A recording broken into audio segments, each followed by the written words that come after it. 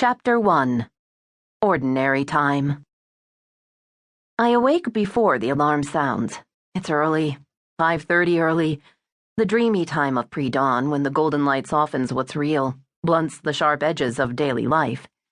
It's in these quiet moments when my perspective is the most forgiving, zen-like.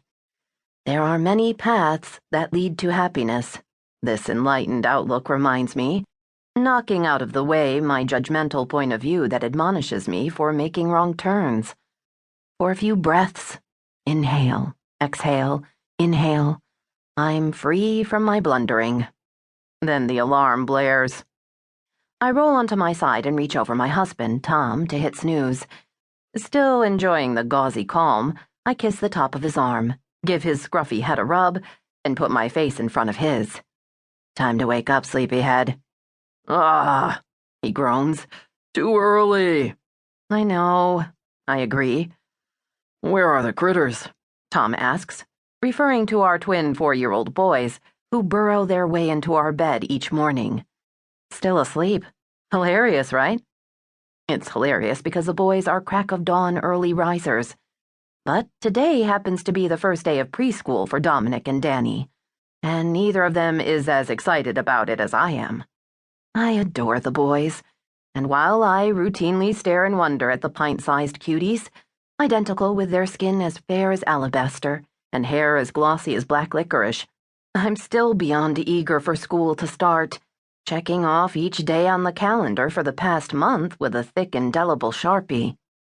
If the morning goes according to plan, in exactly 4 hours, I'll be sans children for the first time in 9 years, sipping the frothy goodness of a venti vanilla latte and savoring the sweet, warm dough of an apple fritter.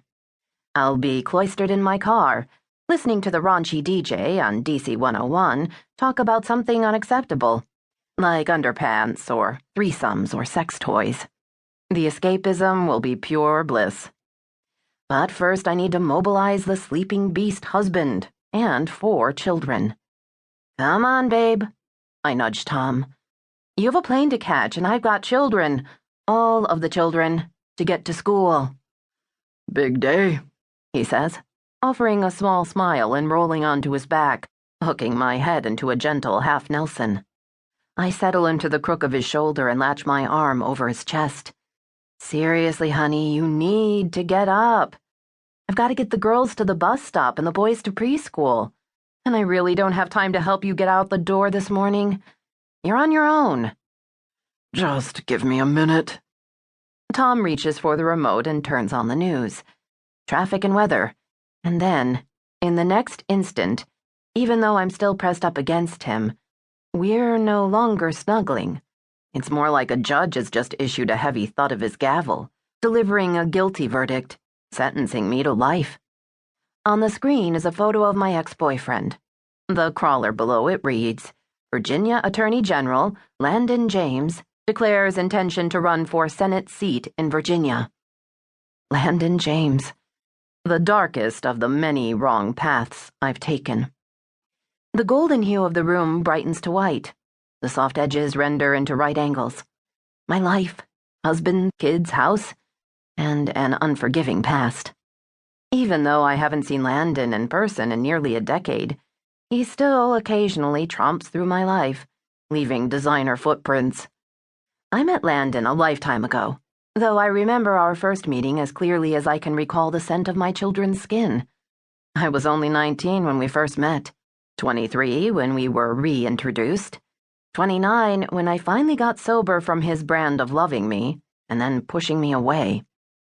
The fact that he took things from me and never gave them back, a decade of my life, a piece of my heart, and the end of the thread that could unravel my entire life, is never buried far enough in my thoughts.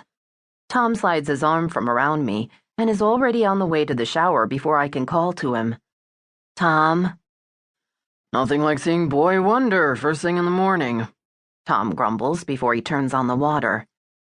On an empty stomach, too, I call over the shower's noise, using the technique I've now perfected, siding with my husband no matter what. Years ago, there was one argument, the nadir of Tom and my mud wrestling over Landon.